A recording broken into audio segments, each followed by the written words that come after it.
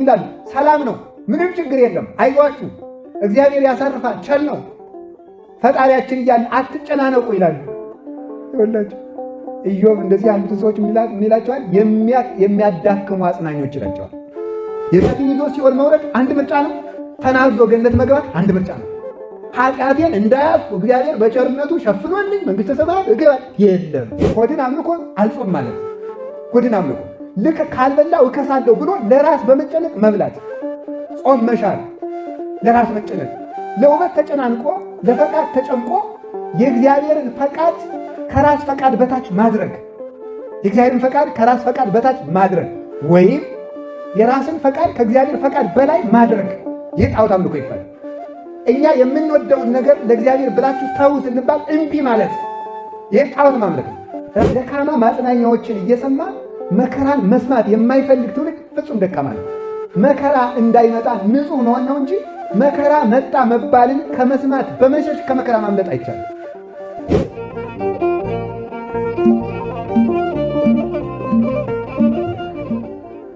እስመ ክልኤተ እከያተ ገብሩ ሕዝቤየ፣ ሕዝቤ ሁለት ክፋት ሰርቷል በሚል ርዕስ እንማራለን። እስኪ በሉ ሕዝቤ በሉ። ሁለት ክፋቶችን ሰርተዋል በሉ። ሁላችሁም ሕዝቤ በሉ። ሁለት ክፋቶችን ሰርተዋል በሉ።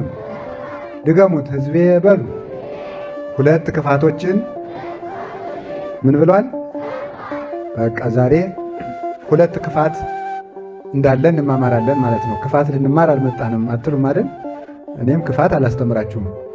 ግን ክፋቶቹን ክፋት እንዳልሆነ ካልገባን ክፉነቱ ሊያጠፋን ስለሚችል ያንን ክፋት ተገንዝበን ምን ማድረግ እንዳለብን አውቀን ወደ እግዚአብሔር መድረስ እንዲቻለን በቅዱስ መጽሐፍ የተጻፈው ሁሉ ለጥቅም ስለተጻፈ በዚያ እንጠቀም ዘንድ በማሰብ ነው በዚህ ርዕስ የምንማማረው። የነቢዩ የኤርምያስ ትንቢተ ኤርምያስ ምዕራፍ 2 ቁጥር 13 ላይ የምናገኘው ኃይለ ቃል ነው። ትንቢተ ኤርምያስ ምዕራፍ 2 ቁጥር 13 ደግሜ ልንገራችሁ። ትንቢተ ኤርምያስ ምዕራፍ 2 ቁጥር ስንት ነው? 13። ርዕሱ ምን ይላል? ረስቸው ነው። ሕዝቤ ስንት ክፋት ሰርቷል? እስኪ ሕፃናት ብቻ በሉ። ስንት ክፋት? ስንት ክፋት? እናንተ እንግዲህ እነዚያ እንዳሰሩ እስቲ እሺ ለስቲ እናቶች ደግሞ በሉ። በዚህ ያላችሁት እሺ ሕዝቤ ሁለት ክፋት ሰርቷል በሉ። እነዚያን እንግዲህ እንዳሰሩ እሺ ጥሩ እሺ። እናንተም ደግሞ አባቶች ደግሞ ሕዝቤ ሁለት ክፋት ሰርቷል በሉ። ጨምሩ እንጂ እሺ እንዳሰሩ እናንተም እንግዲህ በቃ እንጨርስ ትምህርቱን ነው። ክፋቶችን ልንገራችሁ። ክፋት እናንተ ቤት ሞልቶ የለ ለምን እነግራችኋለሁ? እሺ ልንገራችሁ። ንገረን ካላችሁ እሺ እነግራችኋለሁ። ፈቅዳችኋል እንግዲህ ሰደብከን ምናምን የለም፣ ምክንያቱም ንገረን ብላችኋል። እሺ ነቢዩ ኤርምያስ ነው ይህንን የተናገረው። ኤርምያስ ማለት ብርሃን ማለት ነው። ብርሃን ዘተፈነወ እምኀበ እግዚአብሔር፣ ከእግዚአብሔር የተላከ ብርሃን ማለት ነው። አንድም ኤርምያስ ማለት መጽሔት ማለት ነው። መስታወት ማለት ነው። መስታወት ማለት ነው። ኤርምያስ ማለት ከሰማይ የወረደ ብርሃን ማለት ነው። ከሰማይ የወረደ ብርሃን ማለት ነው። ብርሃን ከእግዚአብሔር የተላከ ብርሃን የተባለበት ምክንያት ብርሃን መንገድ ያሳያል፣ የጠፋን ዕቃ ያሳያል፣ ጎዳናን ይመራል። እንደዚሁም ሁሉ የጠፉት እስራኤል በእግዚአብሔር ፊት በረድኤት በባለሟልነት እንዲታዩ ያስተማረ መምህር ነው። መንገድ እንደሚመራ ጣዖት በሚመለክባት በባቢሎን ሀገር ሳሉ በሕግ በአምልኮ እንዲጸኑ በረድኤተ እግዚአብሔር እንዲጠበቁ አስተምሮ ወደ እግዚአብሔር ያደረሰ መምህር ስለሆነ ብርሃን ይባላል። ማን? ኤርምያስ። ከሰማይ የወረደ ብርሃን የተባለበት ምክንያት ደግሞ እስራኤል በምድራዊነታቸው በኃጢአት ተጎድተው በሰባ ዘመን መከራ ሲሰቃዩ ከእግዚአብሔር የተገኘ የረድኤት መምህር ስለሆነ ከእግዚአብሔር ከተገኘ በስተቀር ያለ ሰራዊት ሕዝብን ከምርኮ መመለስ የሚቻለው ስለሌለ ከባቢሎን ምርኮ ይዟቸው የወጣ እርሱ ስለሆነ በዚህ ምክንያት ኤርምያስ ይባላል። ከሰማይ የወረደ ብርሃን መስታወት መባሉ መስታወት በጥርስ ያለን እድፍ በዓይን ያለን ጉድፍ ቆጥሮ እንዲናገር ይህ ከፍቶባችኋል እስራኤል፣ ይሄ ነውራችሁ ነው፣ ይሄ ከእግዚአብሔር ጋር ያጣላችኋል ብሎ ነውራቸውን የሚነግራቸው መምህራቸው ስለነበረ ኤርምያስ ማለት መጽሔት ተብሏል። በመጽሔት አሻግሮ ያዩበታል። በመነጽር የእግዚአብሔርን ረድኤት የክርስቶስን ሥጋዌ ተስፋ መንግሥተ ሰማያትን ዘመናትን በትንቢት አሻግሮ ያሳየ መምህር ስለሆነ መጽሔት ተብሏል። ማን? ቅዱስ ነቢዩ ኤርምያስ። እስራኤል በተሰደዱ ጊዜ አብሮ የተሰደደ መምህር ነው። አባቶቻችን ሲናገሩ ምን ይላሉ? ክፉ ሕዝብ በክፋቱ ምክንያት የሚሰደድ ከሆነ ደጋግ አባቶች ከክፉ ሕዝብ ጋር ለምን ይሰደዳሉ ብለው የነ ኤርምያስን፣ የነ ዳንኤልን፣ የነ ኢሳይያስን፣ የነ ሕዝቅኤልን ሲናገሩ ምን ብለው ይናገራሉ? አንደኛ መከራ ከበዛ ዘንድ ክብር ይበዛልና፣ ሁለተኛ ደግሞ እነሱ በሄዱበት ሀገር በክደት እንዳይጎዱ በክፋታቸው የተሰደዱትን ሕዝቦች ለመጠበቅ ያለ ክፋቱ ካህንና መምህር ከሕዝብ ጋር ይሰደዳል፣ መከራ ይቀበላል። በዚህ ምክንያት ኤርምያስ ተሰዶ ነበረ። ፍጹም ድንግል ታጋሽ መምህር ከእናቱ ማኅፀን ጀምሮ የተመረጠ እየተደበደበ ያስተማረ ታጋሽ እንደ ኤርምያስ ያለ መምህርና ነቢይ የለም። ለምሳሌ እኔ እዚህ ላይ ፊት ብትነሱኝ እንኳን ሁለተኛ ቀን እንድመጣ ዛሬም ሄጄ ብን ብዬ ላድር ይችላል፣ እንደ ጉም ማለት ነው። ኤርምያስ ግን በድንጋይ እየተደበደበ ያስተማረ መምህር ነው። በድንጋይ እየተደበደበ ይህ ብቻ አይደለም። አሁን እኛ ስንመጣ እኛን አይደለም ያከበራችሁት፣ የቤተ ክርስቲያንን ክብር ነው ያከበራችሁት። ይሄ የተነጣጠፈ ወንበር እያያችሁት ነው። አይታችሁታል። አሁን ያስተምሮ ሲጨርስ ግን እዚህ ሊቀመጥ ነው። ነቢዩ ኤርምያስ አስተምሮ ሲጨርስ ግን ከመጸዳጃ ቤት የወረውሩት ነበር። እንዲህ እያለ እንኳን ያስተማረ ሩህሩህ ቸር መምህር የሚባል ይሄ ነው። ስለ ሕዝቡ መጎዳት ክብሩን ትቶ የሚያስተምር፣ ተሰድቦ የሚያስተምር፣ ተንቆ የሚያስተምር። የእኛው እንኳን ሲሞላ ነው። ተንቆ የሚያስተምር፣ ተሰድቦ የሚያስተምር፣ ተወግሮ የሚያስተምር፣ ሐሰተኛ መምህራን እየተወዳደሩበት መከራውን እያሳዩ ያስተምር ነበር። ከማኅፀን ጀምሮም የተመረጠ ተመልከቱ፣ ቀደስኩከ እምከርሰ እምከ ወዘእንበለ ትጽአ አይመርኩከ፣ ከእናትህ ማኅፀን ገና ሳትወጣ መርጬሃለሁ ተብሎ የተመረጠ ንጹሕ መምህር ነው። ማን? ኤርምያስ። ከባቢሎንም ያወጣ ነው። ከድብልቅልቅ ዓለም ያወጣ ነው ኤርምያስ። እና ይህ አባት ነቢዩ ኤርምያስ እስራኤልን ምርኮ ይመጣል ቢላቸው ቢነግራቸው አይሰሙም። የእስራኤል ችግራቸው በጣም አስቸጋሪ ናቸው። ኃጢአት ይሰራሉ። በኃጢአታቸው ምክንያት ክፋት ይመጣል የሚለውን ደግሞ መስማት አይፈልጉም። እንደዚህ ያለ ከዚህ የሚበልጥ ውድቀት የለም። ኃጢአት ይሰራሉ። የኃጢአቱ ደመወዝ ደግሞ ሞት ነው። ኃጢአትን ተውት ሲባሉ እምቢ ይላሉ። እንግዲያውማ ኃጢአትን ከሰራችሁት ደግሞ መከራ ይመጣል የሚለውን ደግሞ አይፈልጉም ማለት ምን ማለት ነው? ኃጢአት እየሰሩ በኃጢአትም ሰላም ይመጣል የሚል ወሬና ስብከት ይፈልጉ ነበር። ይህ ነው ችግሩ ማለት።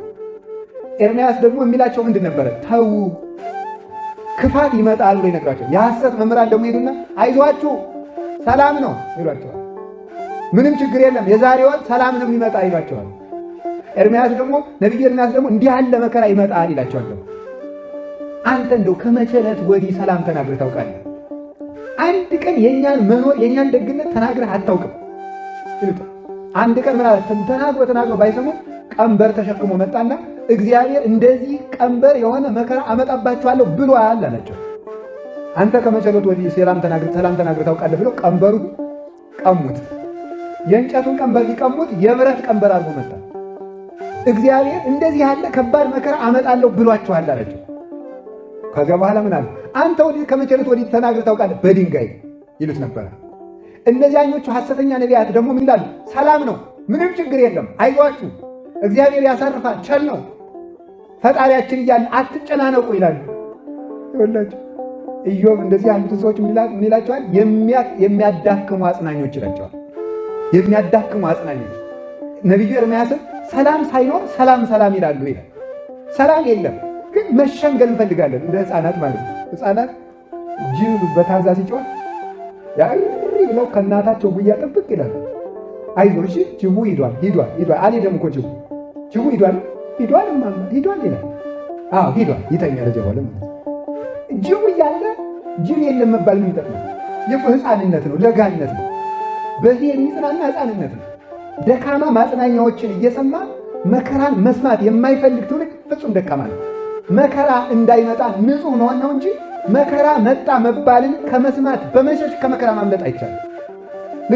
ለዚህ ነው የሚያጽናና ወሬ አብዛኛው እኮ ወጣት ከምሽቱ 12 ሰዓት እስከ ጠዋቱ 12 ሰዓት አንዳንድ ክሊኒኮች፣ ካፌዎች፣ ሬስቶራንቶች ከተማ ስትሄዱ 24/7 እንሰራለን ይላሉ። ምን ማለት ነው? 24/7 ማለት 24 ሰዓት 7 ቀን ሙሉ ስራ ላይ ታገኙናላችሁ ነው። ጥቂት የተጋነነ ነገር አለ። አሁን ሰው 24/7 ፌስቡክ ውስጥ ነው ያለው። ለምንድን ነው ሲባል ሰላም ፍለጋ ነው። እስቲ እንደው ሰሞኑን እንትና ታስረው ይሆን ተፈተው ይሆን እያለ እዚያው ተጥዶ ነው የሚያድር። ፌስቡኩ ሰላም አንጠብጥቦ የሚያድር ይመስላል እንደ ደመና ማለት። ሰላም የሚያመጣ ስራ አይሰራም።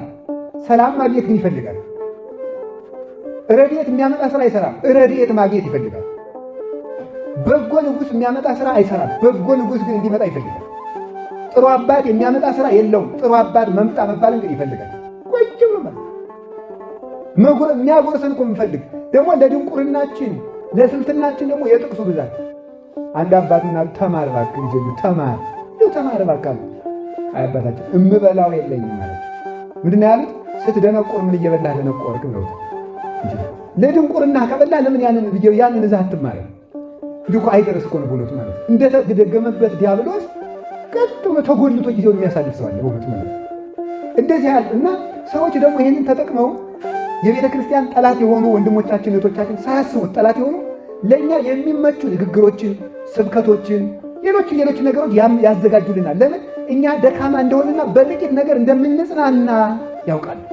በጥቂት ነገር እንደምንጽናና በሚበላ ባገዳ ምጣጭ የሆነ ዕቃ የስጦታ ዕቃ በተሸፈነበት በአልሙኒየም ወረቀት በላስቲክ የሚታለል ሕፃን ቀለል ባሉ ነገሮችና ንግግሮች ኑሯችን ያቀለሉልን መስሎን አይዞ ስላሉን መከራው የቀረልን መስሎን እግዚአብሔር ቸር ነው እንጂ አንተ ግን ጨካኝ ነው። ምንድን ነው ያለ ሰውዬው? ሩያን ከሆኑ በዘመነ ሳምንት ዕለት ነው ያለ ሰብ በአመፃ ወእግዚአብሔር በምሕረት በስምንተኛው ሺህ ሰውና እግዚአብሔር እኩሉ ነው አለ። ሰው በኃጢአት እግዚአብሔር በቸርነት በስምንተኛው ሺህ እኩሉ ነው አለ። ሰው በኃጢአት ምን ማለት ነው?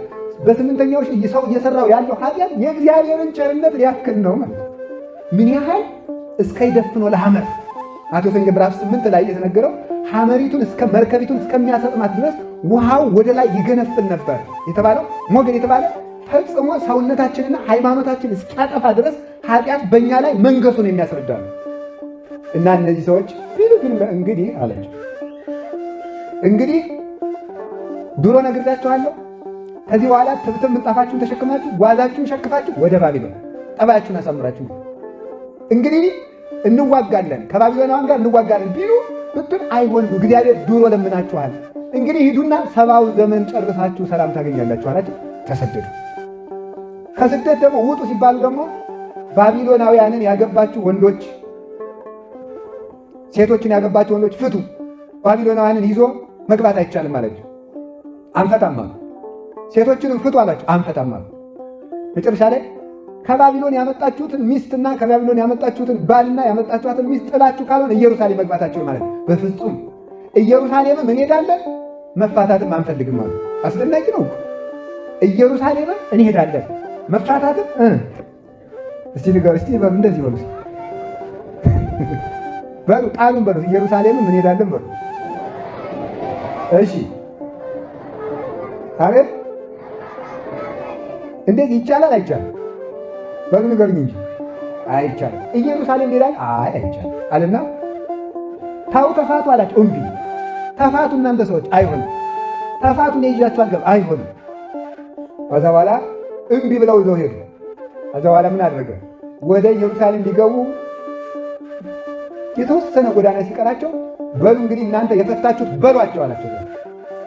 እያባረረ ደግሞ ሲሰዳቸው ምን እናደርጋለን እንግዲህ ባቢሎን ሄደን ደግሞ ተያዘው ትዳራችን ዘንኑር ሲሉ ደግሞ ባቢሎን ሲሄዱ ደግሞ ድሮ ጥላችሁ ሄዳችኋል ተመለስ መልሰው ደግሞ ግንባር ግንባሩን እያሉ ተመለሷቸው። ሁለቱም ሳይሆኑ ቀሩ።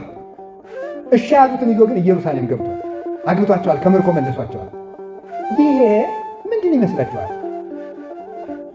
ከባቢሎን ያገባችሁትን ፍቱ የተባለ ኃጢአት ነው። ኃጢአትን እንደ ባል አግብታችሁ፣ ኃጢአትን እንደ ሚስት እንደ ትዳር ይዛችሁ ልማዳችሁን መተው ያቃታችሁ ሰዎች ተው። ኢየሩሳሌም አትገቡ ማለት ያንን ካልተፋታችሁ መንግሥተ ሰማያት አትገቡም። ሕዝብነቱን የእግዚአብሔር ሕዝብ ናችሁ። ግን ካልተፋታችሁ ግን በዘርና በስም በመጠራት ልትገቡ አትችሉም ማለት ነው። የምን ማለት ነው? ክርስቲያን ብንሆንም ከኃጢአታችን ካልተፋታን የስም ክርስትና ስላለና ቤተ ክርስቲያን ውስጥ ብዙ ዓመት ስለኖርን መንግሥተ ሰማያት ልንገባ ግን አንችልም። መፋታት አለብን። ከማን ጋር? ከባቢሎናውያን ጋር። ከኃጢአታችን መፋታት አለብን። እምቢ አሉ። ሂዱ ወደ ዓለም ሄዱ። ይህ ምን ማለት ነው? መፋታትም አንፈልግም፣ ኢየሩሳሌምም መግባት እንፈልጋለን ማለት መጥለቅም እንፈልጋለን፣ ኃጢአቱንም መተው አንፈልግም ማለት ነው። አሁን የዛሬው ወጣት ጠባዩ እንደዚህ ነው። በአብዛኛው ከኦርቶዶክስ ውጭ ያሉት አዳራሾች ይሄን የሚያለማምዱ ኃጢአትህን እንዳያዝክ እግዚአብሔር ያጸድቃል። በፍጹም ውሸት። ኃጢአት እንዳል ለኃጢአትህ ጠበቃው እግዚአብሔር ነው፣ ተጠያቂው እግዚአብሔር ነው። ውሸት። የባቢሎንን ሚስት መፍታት አንድ ምርጫ ነው። ኢየሩሳሌም መግባት ፈቶ መግባት አንድ ምርጫ ነው። ከባቢሎን ያመጣው ትሻለኛለች ብሎ ኢየሩሳሌምን ማንጣት አንድ ምርጫ ነው። ኃጢአትን ይዞ ሲኦል መውረድ አንድ ምርጫ ነው። ተናዞ ገነት መግባት አንድ ምርጫ ነው። ኃጢአቴን እንዳያዝኩ እግዚአብሔር በቸርነቱ ሸፍኖልኝ መንግሥተ ሰማያት እገባለሁ። የለም እንደዚህ ያለ ነገር የለም። ለይታችሁ ውጡ ነው የሚለው በእውነቱ ማለት ነው። ሰውነታችሁ የክርስቶስ አካል እንደሆነ አታውቁምን? እንጃ የክርስቶስን አካል የዘማዊ አካል ልታደርጉት ትፈልጋላችሁን? እነሆ እናንተ የእግዚአብሔር ቤተ መቅደስ ናችሁ። የተአምሩ ከማንተሙ ታቦቱ ለመንፈስ ቅዱስ። እንግዲህ የእግዚአብሔር መቅደስ እናንተ ከሆናችሁ የእግዚአብሔር መቅደስ የጣዖት ቤት ልታደርጉት ትወዳላችሁን? ማንም እንግዲህ የእግዚአብሔር ቤተ መቅደስ ቢያፈርስ እግዚአብሔር ደግሞ እሱን ያፈርሰዋል። ሰውነትህ የእግዚአብሔር መቅደስ ነው። ያንን በኃጢአት ትዳር ይዘህ ከዲያብሎስ ጋር የውሽማ ጋብቻ ይዘህ ሁለቱንም ይዞ የእግዚአብሔር መንግሥት መውረስ አይቻልም።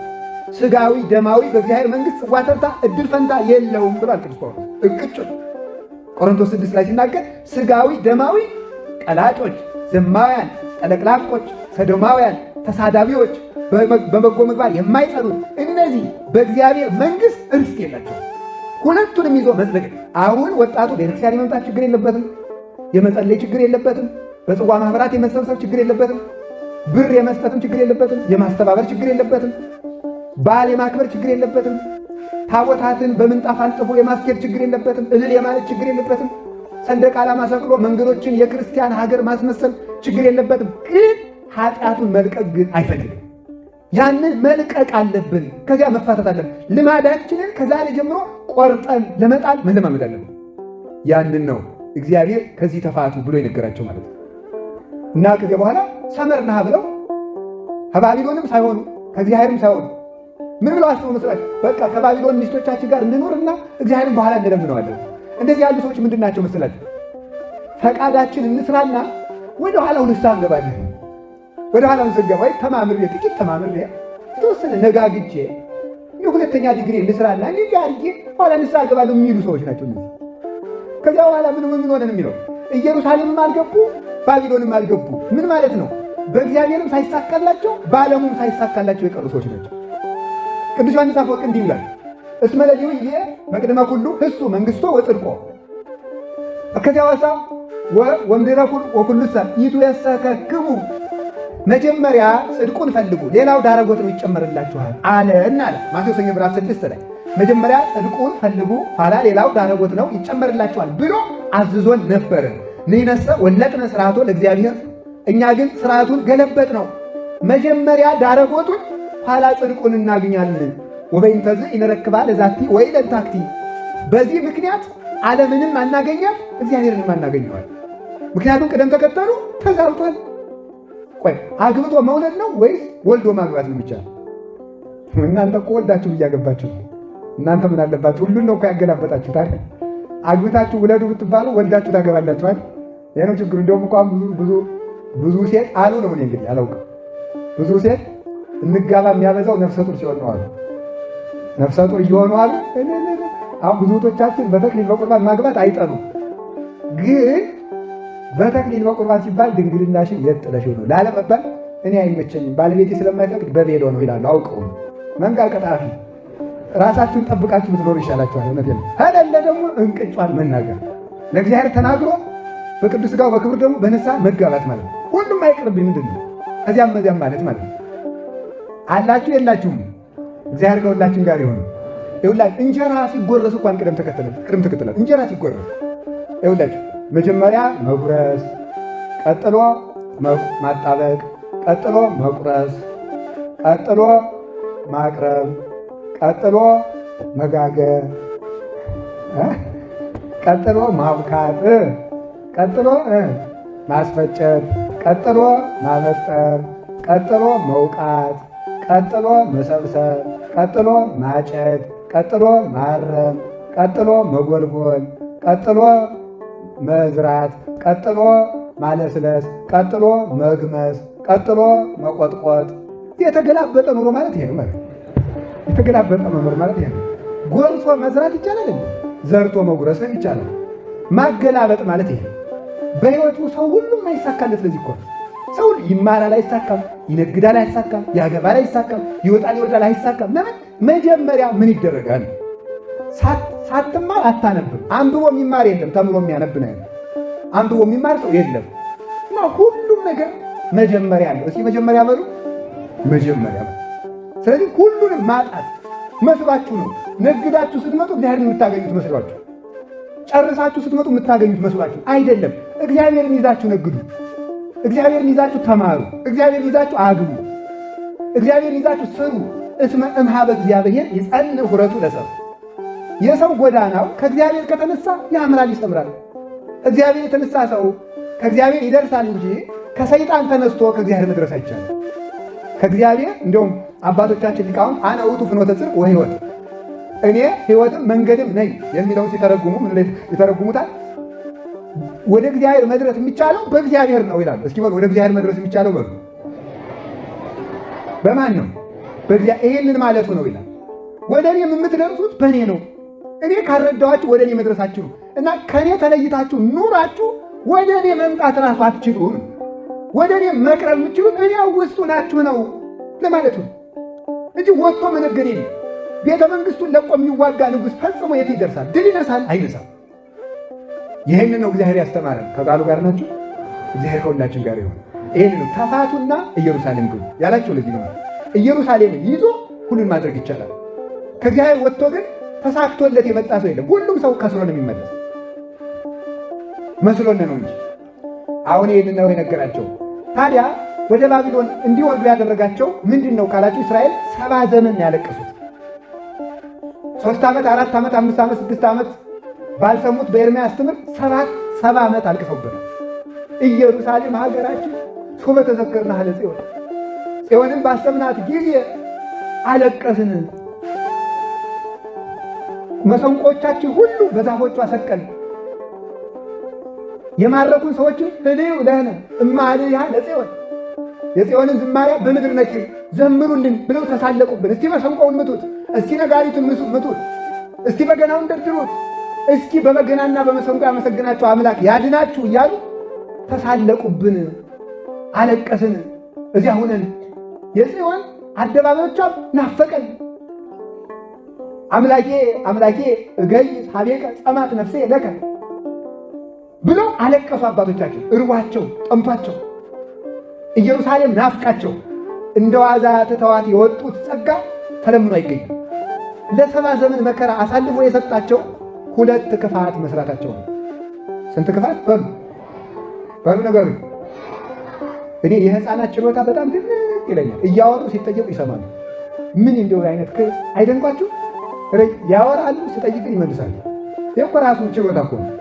ችሎታ ነው አይደል? ህፃናት አይ አታውሩ፣ እንደዚህ አታርጉ፣ እሺ ጎበዞች ናቸው፣ ግን አታውሩ። ግን እያወራችሁ ትመልሳላችሁ ማለት ነው። ስለዚህ አሁን አዳምጡ። እስራኤል ለ70 ዘመን ስደት የዳረጋቸው ስንት ክፋት ነው? በሉ እንጂ ንገሩኝ፣ ጨምሩ። ኢትዮጵያ ከተሰቃየች ስንት ዓመቱ ማለት ነው? የራሳችሁ ድምር ነው። እኔ አላልኩም። ምንም ቁጥር ብትናገሩ እኔ አላልኩም። የእናንተ ነው። ስንት ዓመቷ ነው ኢትዮጵያ ከተሰቃየ? አቤት 15 ስንት? የራሳችሁ ሁሉም የራሳችሁ ነው። 15ም በለው 37ም በለው 97ም በል 87ም በል 27ም በል የሚያገባኝ ነገር የራሳችሁ ቁጥር ነው። 6 እሺ 7 በጣም ብዙ ዓመት ኢትዮጵያ እየተሰቃየች ነው። ቤተክርስቲያን እየተሰቃየች ነው። ለምንድን ነው የምንሰቃየው ካላችሁ ሁለት ክፋት እየሰራን ስለሆነ። ስንት ክፋት በሉ እንጂ። አሁን ኢትዮጵያ ሰላም እንድትኖር ቤተክርስቲያናችን ያለ መከራ እንድትኖር ስንት ክፋት ማቆም አለብን። አሁን ከዛሬ ጀምሮ እንደው ሀገሬ ሰላም ትሁን እንጂ ቤተክርስቲያን ሰላም ትኑር እንጂ ሁለቱን ክፋቶች አቆማለሁ የሚል እጁን ያወጣል። ሁለቱን ክፋቶች በል አላቆም የምትሉ ደግሞ ታወጣላችሁ በኋላ። እሺ አውጡ እናንተ ከፋሉ እንደው ሀገር ሰላም ይሁን እንጂ ሁለት ክፋትስ አቆማለሁ። እሺ አቆማለሁ በሉ። ሁለት አታውዱ እንጂ ሁለቱን ክፋቶች በሉ። ምን እላለሁ በሉ። ሀገራችን ሰላም እንድትሆን ቤተክርስቲያን ሰላም እንድትሆን ሁለቱን ክፋቶች ምን እላለሁ? እሺ እንድናቆም እግዚአብሔር ይርዳል። ሁለቱ ክፋቶች እንዲህ ናቸው። ኪያየ ሀደጉኒ አዘቅተ ማየ ሕይወት። አንዱ ክፋት የሕይወት ውሃ ምንጭ እግዚአብሔርን መተው ነው። አንዱ ክፋት እግዚአብሔርን መተው ነው። ተመልከቱ፣ አንዱ ክፋት እግዚአብሔርን መተው ነው። ሁለተኛው ክፋት ወከረዩ አዘቅተ ንጹፋተ ዘአልቦ ማይ ውስቴቱ፣ ውሃ የሌለባቸውን ጉድጓዶች ቆፈሩ ይላል። ደግሞ የሁለተኛው ክፋት አንዱ ክፋት የሕይወት ውሃ ምንጭ እግዚአብሔርን መተው ነው። ሁለተኛው ክፋት ውሃ የሌለባቸውን ጉድጓዶች መቆፈር ነው። ውሃ የማይገኝባቸው እነዚህ ናቸው። ውሃ የማይገኝባቸው ጉድጓዶች ከሚለው ከሁለተኛው ተነስቼ የመጀመሪያው እናገርና ትምህርት ይጨርሳል። ውሃ የማይገኝባቸውን ጉድጓዶች መቆፈር ለስደት ይዳርጋል። ስደቱ 70 ዓመት ፍጹም መከራ ያመጣል ነው። ለእስራኤል የሥጋ ስለሆነ 70 ዓመት ነው። ለነፍስ ስደተኞች ግን ፍጹም ማለቂያ የሌለው መከራን የሚያመጣው ሁለት ክፋት ነው። አንዱ ክፋት እንደነገርኳችሁ ውሃ የሌለባቸውን ጉድጓዶች መቆፈር ነው። ውሃ የሌለባቸው ጉድጓዶች የሚባሉት ምን ይመስላችኋል? ልጅነት የማያሰጡ የመጀመሪያው ጣዖት ማምለክ ነው። ጣዖታት ውሃ የሌለባቸው ጉድጓዶች ይባላል። ውሃ የተባለው ልጅነት፣ ሰላም፣ ጤና፣ ሀብት፣ ጸጋ ይሄን የመሰለው ነው እና የነፍስ ድህነት ናቸው። እነዚህ የማይሰጡ ጉድጓዶች የሚባሉት ምኖች ናቸው? ጣዖታትን ማምለክ ነው። ጣዖታትን ማምለክ አልፈጠሩ። ውሃ ያላፈለቁትን የውሃ አምላክ፣ ብርሃን ያልፈጠረውን የብርሃን አምላክ፣ እህል ያልፈጠረውን የእህል አምላክ፣ ፀሐይ ያልፈጠረውን የፀሐይ አምላክ ማለት። ለዚህ ሁሉ ጌትነትን መስጠት፣ ጥቅም ያልተገኘበትን ማምለክ ይሄ ነው። ፍጥረታትን ማምለክ ያልፈጠሩትን አምላክ ነው ማለት።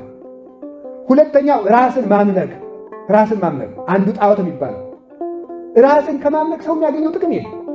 ራስን ማምለክ ማለት ለውበት መጨነቅ፣ ለኑሮ መጨነቅ፣ ለስም መጨነቅ፣ ለዝና መጨነቅ፣ ለራስ ለሆድ መጨነቅ። ለሆድ ሰው እየጸለየ ራሱ እኮ የሚያስበው ሆዱን ነው። ታውቃላችኋል? አሁን እንግዲህ ልደት ሲመጣ የገሃዱ ዕለት ማታ ምንድን ነው የምታስቡት? ነገ ልደት ነው ሲባል ነገ ልደት ስለሆነ ከናየጓ ቤት ምሳ ዶሮ ልበላ እችላለሁ። ሆዱን ነው የሚያስበው ሰው። ሆዱን ጾሞ ሲጨርስ ሆዱን፣ ሰርቶ ሲጨርስ ሆዱን፣ እየጸለየ ሆዱን። ራስማ መብላት ችግር የለውም። ሆድን ማምለክ ግን ጣዖት ነው። ሆድን ማምለክ ሆድን አምልኮ አልጾም ማለት ሆድን አምልኮ ልክ ካልበላው እከሳለሁ ብሎ ለራስ በመጨነቅ መብላት ጾም መሻር፣ ለራስ መጨነቅ፣ ለውበት ተጨናንቆ ለፈቃድ ተጨንቆ የእግዚአብሔርን ፈቃድ ከራስ ፈቃድ በታች ማድረግ፣ የእግዚአብሔርን ፈቃድ ከራስ ፈቃድ በታች ማድረግ ወይም የራስን ፈቃድ ከእግዚአብሔር ፈቃድ በላይ ማድረግ ይህ ጣዖት አምልኮ ይባላል። እኛ የምንወደውን ነገር ለእግዚአብሔር ብላችሁ ተው ስንባል እምቢ ማለት ይህ ጣዖት ማምለክ ነው። እንዲያው ለድንጋይ፣ ለእንጨት፣ ለሰማይ፣ ለፀሐይ፣ ለተጠረበ ድንጋይ፣ ለወንዝ ከሚሰግድ ሰው ይልቅ ራሱን የሚያመልክ ሰው ጣዖት አምልኮ በጣም የጸና ነው ይላል ቅዱስ ዮሐንስ አፈወርቅ። ራሱን የሚያመልክ ሰው ምክንያቱም ይላል ለወንዙ፣ ለተራራው፣ ለድንጋዩ የሚሰግዱ ሰዎች የሚሰውት ከብትና ላም፣ በግ፣ ፍየል ነው። ራሳቸውን የሚያመልኩ ሰዎች ግን የሚሰውት ራሳቸውን ነው። ራሳቸውን ይሰዋሉ፣ ያጡታል። ራሳቸውን ሰውተው ከእግዚአብሔር ይለዩታል። ለአጋንንት የራሳቸውን ፈቃድ አርደው አወራርደው ይሰዋሉ። ለጠንቋይ፣ ለጋኔን በሬ ከሚያርድ ሰው ይልቅ ራሱን በኃጢአት አርዶ ለአጋንንት የሰዋ ሰው ጣዖት አምላኪ ነው። ጣዖት ሃይማኖትን መካድ ማለት ይሄ ነው። በክርስቶስ አላምን ማለት ይመስላችኋል? አንገት ላይ ያለውን ማዕተብ መበጠስ ይመስላችኋል? ጣዖት ማመን ይሄም ጣዖት አምልኮ ነው። እንዲህ ያሉት ክርስትናችን ከራሳችን ፈቃድ ጋር አስማምተን መኖር ስለምንፈልግ እኛ ያልፈለግነው ነገር ሁሉ ካልተደረገልን ከተደረገብን የፈለግነው ካልተደረገልን ከቤተክርስቲያን እንጠፋለን። የፈለግናቸውን ደግሞ ዓለም በአዳራሽ እየደገሰች ከቤተክርስቲያን አስኮብልላ ታወጣናለች። ራስን ማምለክ። እስኪ ራስን ማምለክ በሉ። አሁን ብዙ ባለትዳር የሚጣለው በሚመስለው ራስን በማምለክ እኮ ነው። እኔ ሳወራ አታዳምጠኝ፣ እኔ ስገባ አትነሳለኝ፣ እኔ ነው በቃ ሁሉ ነገር ነው። እኔ ስናገር አፋፌን ትለኛለች፣ እኔ የምለብሰው ነገር ሁሉ ደስ አይላትም። እኔ በቃ እኔ ነው ነገር ሁሉ ማለት እኔነት ነው የሚያጠፋን ማለት እኔ የምለውን ነገር ሁሉ አይሰማኝ። እኔን ከሚያይ ይልቅ ሌላ ጎረቤታችን ስታጫውተው ደስ ይለዋል። እኔ በቃ በግራም እኔ በቀኝም እኔ ማለት ይህ ሁሉ ለዘራችን መጨነቅ፣ ለዘራችን ሁሉ መጨነቅ። እኛ ጀግኖቹ እኛ ምናምን የሆኖች መስሎሃል? ማምላክ ጀግና ማለት ኃጢአትን ያሸነፈ ክርስቲያን እኛ ጀግኖቹ እኛ ምናምን የሆኖች እኛ ምናምን ብስራት የምትጨምሩት ነገር ይሄ ሰውዬ ይጠና በሉ። ደግሞ እንግዲህ ማለት ነው እንደዚህ ነው የምትሉት አይደል? ይሄ ሰውዬ ይጠና፣ ስልክ መደወል አለበት። የታ ትውልድ ይኖረው ይገባል ይመስለኛል። እናንተ ናጋር በሉ። ደግሞ እብድ እኮ ናችሁ እናንተ፣ በእውነቱ እብድ አዛኝ ነው። ከቃሉ ጋር ናችሁ። እግዚአብሔር ከሁላችን ጋር ይሁን። ምን መጻደቅ ጎንደር ብትወለድ፣ ጎጃም ብትወለድ፣ አዲስ አበባ ብትወለድ፣ ኢየሩሳሌም መወለድም አላጸደቀም። በክርስቶስ ማመን ብቻ ነው የሚያጸድቀው ማለት ነው። ራስን አምልኮ ሰውን መናቅ፣ ለእኛ የሚሰማን ሌላው እንደሚሰማን አለማሰብ፣ ዘረኛ መሆን፣ በህሊናችን ተነቅሎ መጥፋት አለ። ዘረኞችን የሚጠላው ራሱ ዘረኛ መሆን የለበትም። ራስን ማምለክ። እነዚህ ሁለት ክፋቶች ውስጥ አንዱ ጣዖት ማምለክ ነው። ጣዖትን ከማምለክ እግዚአብሔር ይሰውራል። ለጸሎት 30 ደቂቃ ሳይኖራችሁ መስታወት ፊት 1 ሰዓት የምትቆሙ እህቶቻችን የላችሁ? ይህ እኮ ነው ጸልዩ ሲባል እንዲሁ አባ ያደርሰኝ ልጆቹን ፀጉሯን ለማበጠር ተፍገምግም 1 ሰዓት ተኩል ትሰጣለች። ተፍገምግም አንተም ተነስተህ በብርቱ ስትታጠብ ስታበጥር፣ ሰይጣን ደግሞ እያበጠረ ይጥልሃል ማለት ነው። ሳትጸልይ ስለምትወጣ ማለት ነው። ጊዜ ሊኖረን ይገባል። ለእግዚአብሔር ስንጨነቅ እግዚአብሔር ለኛ ያስባል። አንተሙ ለእግዚአብሔር ወእግዚአብሔር ለክሙ ቅዱስ ጳውሎስ ሲናገር እናንተ የእግዚአብሔር ናችሁ እግዚአብሔርም የእናንተ ነው። እስኪ በሉ እናንተ የእግዚአብሔር ናችሁ በሉ። እግዚአብሔር እሳ የማን ነው? ይሄ ነው ደስ ሊለን ይገባል። እናንተ የእግዚአብሔር ናችሁ። ምኖቹ ነን? ፍጥረቶቹ። ምኖቹ ነን? ባሮቹ። ከፍ እያልን እንድግል ምኖቹ ነን? በጎቹ። ምኖቹ ነን? ወዳጆቹ። ምኖቹ ነን? ልጆቹ። ምኖቹ ነን? ከዚህ በላይ አካሉ ነን፣ ሕዋሳቱ ነን፣ በደሙ የገዛን ገንዘቦቹ። ምን አባል ወውእቱ ርስ ይላል ሊቁ ቅዱስ ዮሐንስ። እሱ ራሳችን ነው፣ እኛ ደግሞ እጆቹ እግሮቹ ነን፣ የክርስቶስ ሕዋሳት ነን። ለዚህ አካል ራሱ ይጨነቅለት። ለዚህ አካል እኛ የክርስቶስ ሕዋስ ከሆን ራሳችን እሱ ከሆነ እሱ ያስብልን። እኛ እሱን እናስብ፣ እሱ ለእኛ ያስብልን። ማድረግ ያለብን ይሄ ነው። እኛ ስለ ራሳችን ስናስብ ግን አንተ ለራስህ አስበህ የምትበቃ ከሆነ ሲደክመን ብሎ እግዚአብሔር ዝም ይላል። ሲደክመን ከስረን እንመለሳለን። ዝም ሲለን እሱ ረድኤቱን እንኳን ፊቱን 1 ደቂቃ ቢያዞር ሁላችንም እንጠፋለን። ማድረግ ያለብን ይሄን ነው። ከቃሉ ጋር ናችሁ። እግዚአብሔር ከሁላችን ጋር ይሁን። ራስን